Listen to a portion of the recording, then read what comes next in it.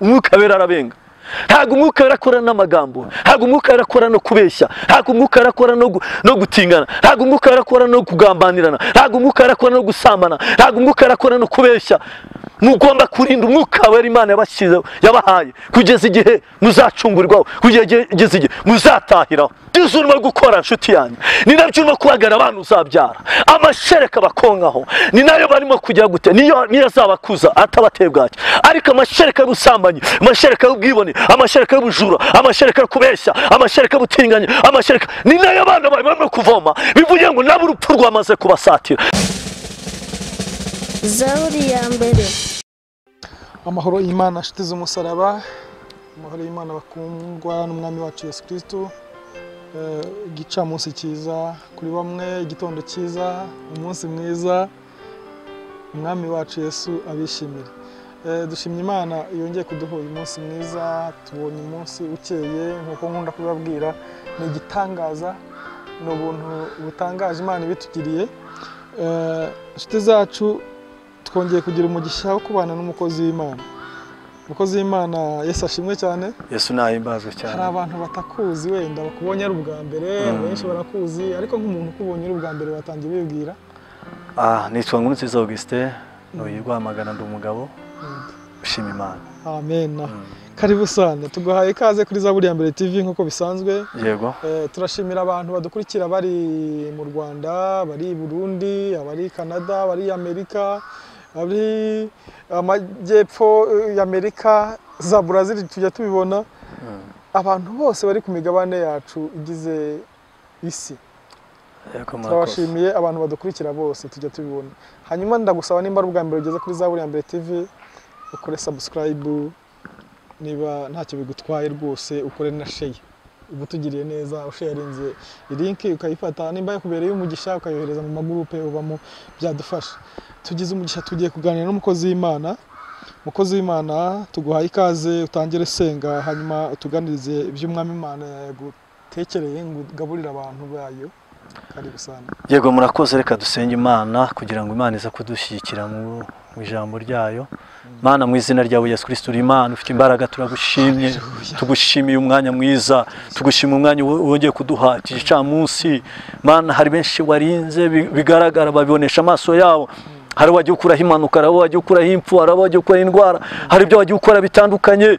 Mu izina ryawe Yesu Kristo turasenza aka kanya, usengera ijambo ryawe rishyigikire. Ijambo ryawe ravuga utiwe, ijambo ryawe ni rizima, ijambo ryawe ni umuti, ijambo ryawe rirakiza, ijambo ryawe rirubaka, ijambo ryawe riromora, ijambo ryawe rirarema, ijambo ryawe rirategeka, ijambo ryawe ritanga ubugingo, ijambo ryawe riragabura, ijambo ryawe rirambika, ijambo ryawe ni ukuri, ijambo ryawe rikura mu byaha, ijambo ryawe rikura mu rupfu rigashyira mu buzima.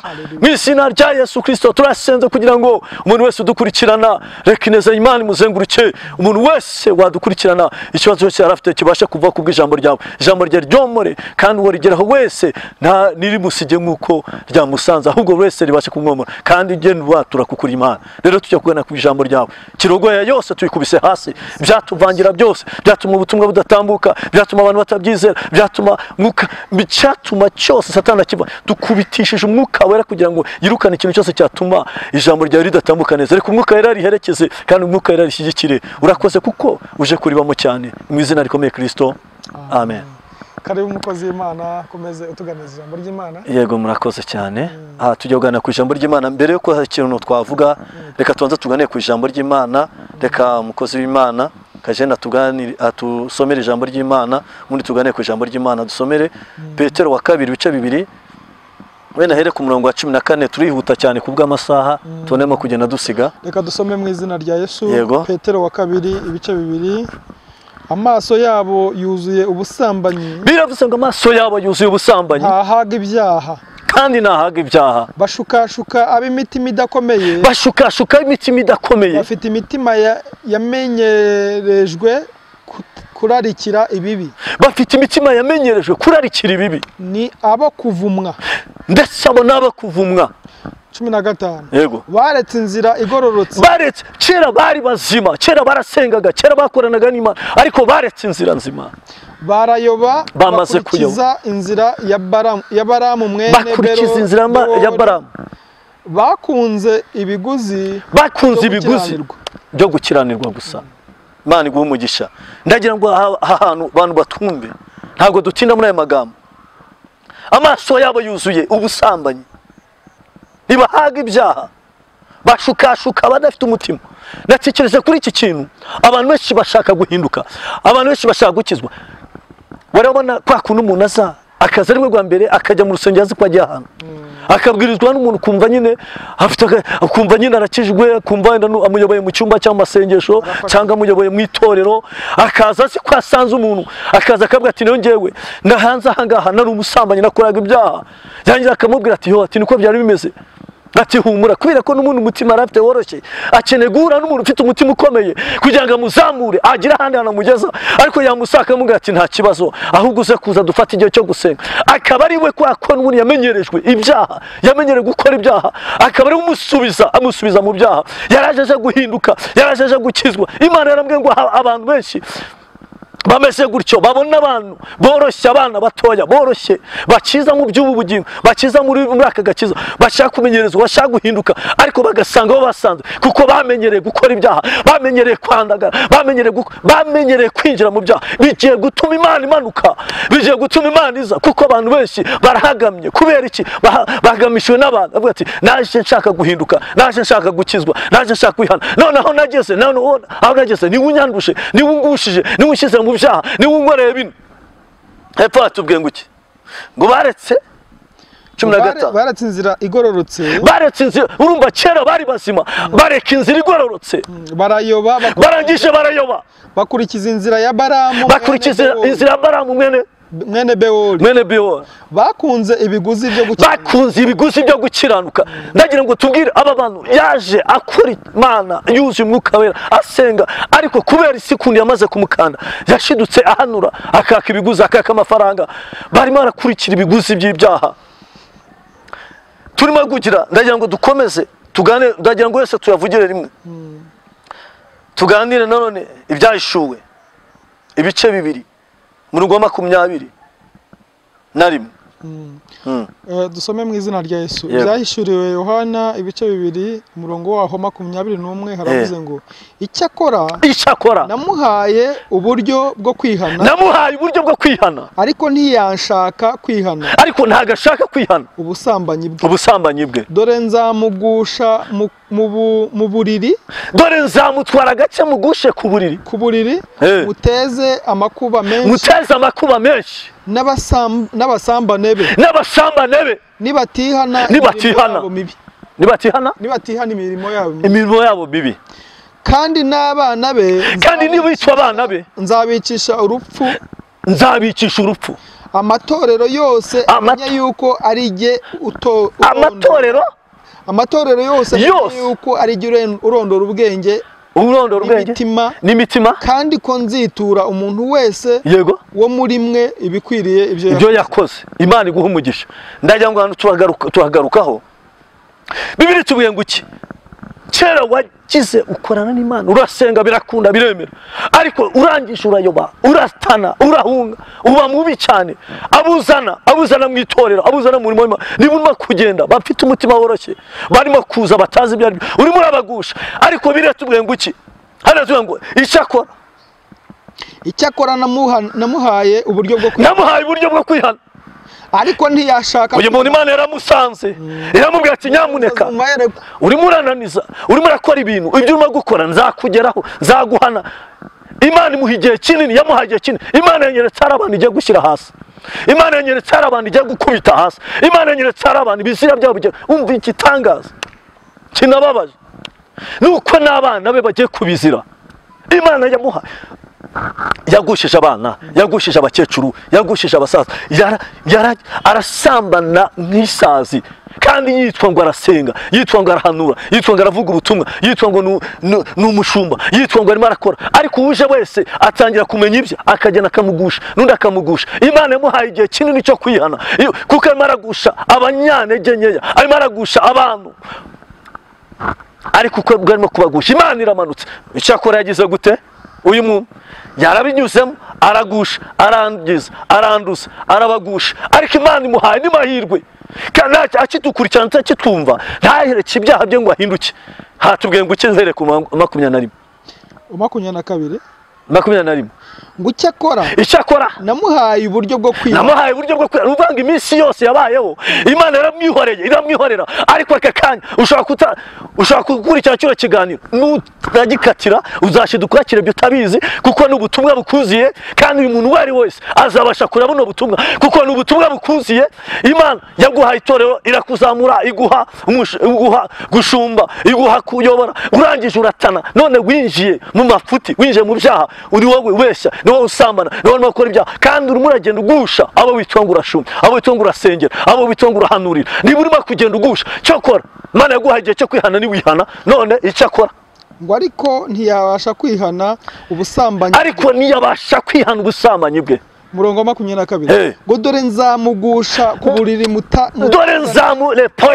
nzamugusha ku buriri mutezana amakuba menshi abe menshi n'abasambane be ndetse n'abamukurikiye nibatihana bakanga kuti nabo badukurikirana ngo nuko babagushije nibatihana izamugushanya n'abasambane be. Imuteza amakuba menshi kandi izamutezanya n'abasambane be amakuba menshi. Murongo 23 ngo kandi n'abana be nzabicisha urupfu bagiye gukurura umusharara n'abana yibyariye kubera ibyo byaha arimo gukora bigiye kugera no ku bana yibyariye bigiye kugera ku bana be nabo bagiye kwakura urupfu agiye gushyingura atazi uko ashyinguye agiye gupfusha atazi uko apfushije. Natihana n'abana be bigiye kubageraho azajya ashyingura atazi uko ashyinguye. Ubu ni ubuhanuzi bw'uyu muntu. Amatorero yose amenya yuko ari jye urondora aho bajyaga bajyana avuga ngo nabashumba ngo nabashumba bagiye bose bazamumenya n'abatamuzi bazamumenya. Ngo amatorero yose amenya yuko ari jye urondora imitima azamya ko ari Imana irondora imitima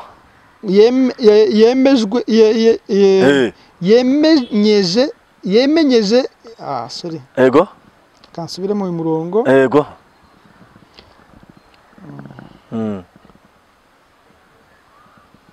sikona harenze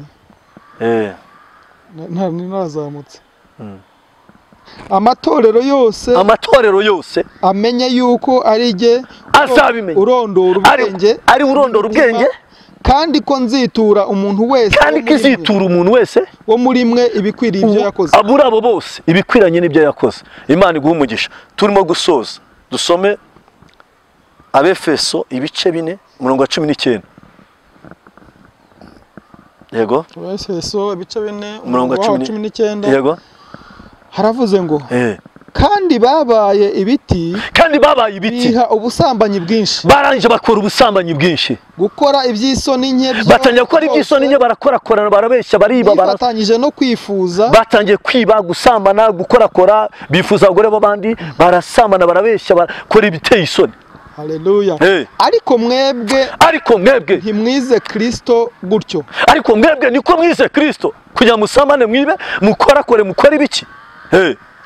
Niba mwaramwumvise mukigishirizwa muri we mugatangira kwigishirizwa muri we ibihura n'ukuri bibabwiriza iby'ingeso za kera kwiriye kwiyambura umuntu wa kera. Haleluya. Ko mukwiye kwiyambura umubiri wa umuntu wa kera uheneberezwa no kwifuza gushukana uheneberezwa ukayengeshwa no kwifuza gushukana ugwashuka mugahinduka bashya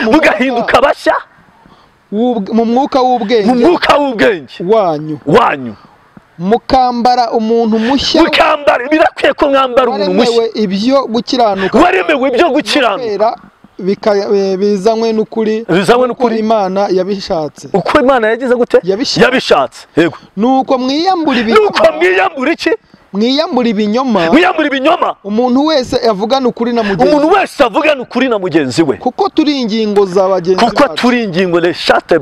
bagenzi bacu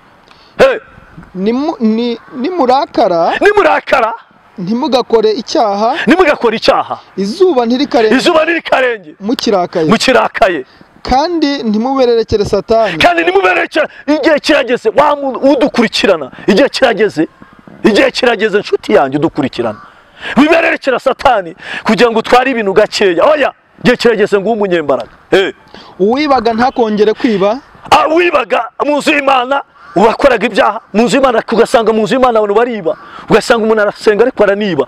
Wibaga ntazongere kwiba, ahubwo akore imirimo akoresheje amaboko ye, ahubwo akora ibyiza akoresha amaboko y'Imana, izamihoramo umugisha. Imana izamuha umugisha, izamuha gucuruza, izamuha kunguka, kugira ngo abone ibyo gufasha umukene, kugira ngo Imana izakuzamura.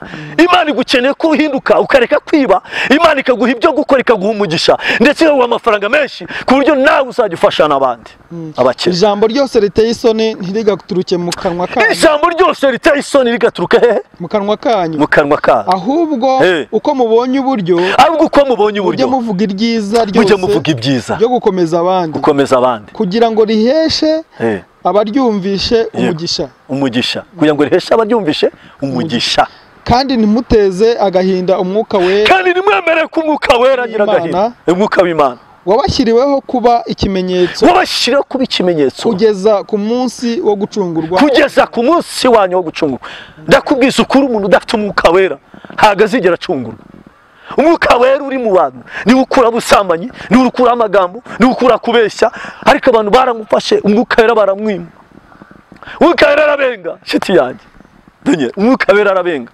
Ntabwo umwuka wera akora n'amagambo, ntabwo umwuka wera akora no kubeshya, ntabwo umwuka wera akora no gutingana, ntabwo umwuka wera akora no kugambanirana, ntabwo umwuka wera akora no gusambana, ntabwo umwuka wera akora no kubeshya. Mugomba kurinda umwuka wera Imana yabashyizeho, yabahaye, kugeza igihe muzacungurwaho, kugeza igihe muzatahiraho. Hari umuntu ufite umuntu w'imbere. Ikizakubwira umuntu ko afite umwuka wera, afite umuntu w'imbere, hari imyenda yambara umwuka wera akakubwira ati sigaho. Ariko ikizakubwira ko umuntu adafite umuntu w'imbere, uzasanga yambara ubusa kandi ajya no kuruhimba hanuri yerekwe, kubera ko adafite umuntu w'imbere, adafite umwuka wera. Iyo umuntu afite umwuka wera amubwira ati sigaho, sigaho. Dusoza nagira ngo tubwire abantu bose badukurikiranye, nshuti yanjye, mfite ubutumwa butatu. Ubutumwa bwa mbere ni uko Imana ikugezeho kandi itazakugeraho wenyine, izakugiranaho n'abawe. Nimba izanye umugisha izakugeraho, umugisha uzazana umugisha Imana izazana, uzazana gute? Uzazana n'abawe. Reka mbasomere ijambo rimwe tuvuge ngo amen. Amen.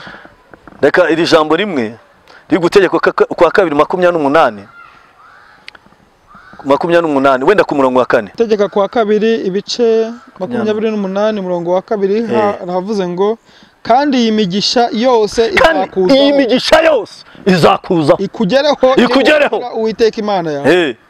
Uzagirira umugisha mu mudugudu, uzagira umugisha mu mudugudu, uzawugirira no mu mirima, hazagira umugisha imbuto zo mu nda yawe, hazagira umugisha imbuto zo mu nda yawe, n'imyaka yo ku butaka bwawe, Imana iguha umugisha, n'imbuto z'amatungo yawe, n'imbuto z'amatungo yawe, n'ibindi kw'inka zawe, n'uko imikumbi yawe. Amen. Nashatse kuvuga kuri iki kintu, uzagira umugisha mu mudugudu. Ijambo ryatubwiye ngo nutiba Imana izaguha umugisha, kandi umugisha izaguha izakuzamura. None uyu mugisha uhe n'abakene, uyu mugisha uzakugeraho, kandi hazagira umugisha imbuto zo mu nda yawe. Ijambo ryatubwiye ngo iki? Ibyaha ukora bizajya no ku bana bawe bapfe. Hano ngo nukorera Imana ukagira amategeko uteka uyu munsi, lepoya tisaya, uzagira umugisha imbuto zo mu nda yawe. Bivuze ngo abana bawe ntibazapfa, ahubwo bazagira umugisha, kandi uzagira umugisha imbuto zo mu nda yawe. Ariko nusamana uzagira umuvumo, imbuto zo mu nda yawe n'imbuto zikuvamo zizagira umuvumo. Abantu ubyara bazagira umuvumo. Abana gukiranirwa kwa base.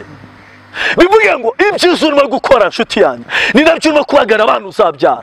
Amashereka bakongaho ni nayo barimo kujya gute, niyo azabakuza atabateye bwacyo. Ariko amashereka y'ubusambanyi, amashereka y'ubwibone, amashereka y'ubujura, amashereka yo kubeshya, amashereka y'ubutinganyi, amashereka ni nayo abana barimo kuvoma. Bivuge ngo nabo urupfu rwamaze kubasatira. Nshuti yanjye udukurikirana, turimo gusoza, ndagira ngo ubwire aho dukurikirana, Imana igukeneye ko umwuka wera niwe uzatuzamura, kandi umwuka wera arabenga. Igihe cyose umwuka wera ari muri wowe, ugatangira gutingana, ugatangira kubeshya, ugatangira gusambana, umwuka wera azigendera. Nabwo ngo hari ibintu bitatu. Hari abantu benshi bagiye kugira imivumo ikayikura n'abana babo. Icya kabiri, hari abantu bagiye kugira umugisha n'abana babo. Icya gatatu, hari abantu Imana igiye kwandikira ubugingo ikazabatwara.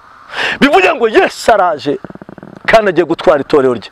Rero dusoza, ndagira ngo mbwire umuntu wese udukurikiranye, ni wowe uzi inzira ushobora kunyuramo. Ibyo urimo gukora bigiye gukurikirana n'urubyaro rwawe, ibyiza ukora bigiye gukurikirana n'urubyaro rwawe. Murakoze, Imana ibahe umugisha. Reka dusenge. Mana, mu izina ryawe Yesu Kristo, kubw'ijambo tuganiriye, reka ryubake benshi bave mu magambo, benshi bave mu busambanyi, benshi bave mu bwibone. Ubeshya arimo arabiha n'abana be, usambana arimo aronsa abana be gusambana, ugambana arimo aronsa abana be kugambana, ubeshyerana arimo arabeshyera, arimo aronsa abana be kubeshya. Ibyaha abantu barimo kugenda bakora nibyo barimo gukura n'abana babo. Biritubwiye ko ngo nta kintu basatiremo, ngo aribo ngo Imana igiye kuba, ndetse n'abana babyaye nabo bakabigenderamo. Bivuga ngo rero umuntu udukurikiranye ugiye guhinduka, ugiye kwihana, ugiye gukizwa, reka umuha agakiza.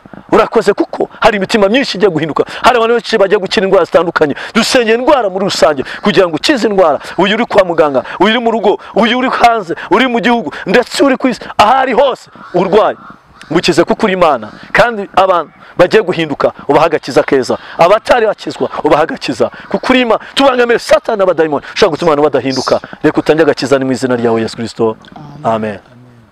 Umuntu wakifuza gusengana natwe turamutumiye dusengera i Rwamagana, sibyo?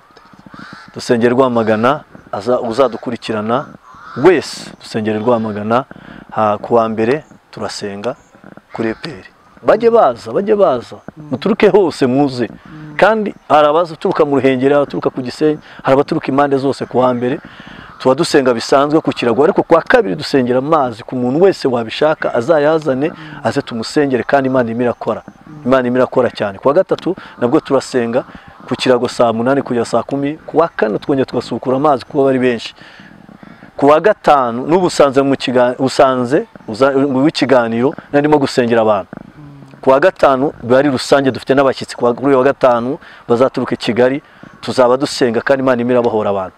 Rero bazadushaka ku nomero 0782 54 38 73, 0782 54 38 73. Shalom. Ndagushimiye wabanye natwe kuri Zaburi ya Mbere TV. Nongera kugusaba nimba ari ubwa mbere, kora subscribe please, ndakwinginze. N'indi nkunga Imana yagushyira ku mutima wayidutera, ariko subscribe niyo ya mbere. Imana iguhe umugisha, turagukunda cyane. Amen. Zaburi ya Mbere.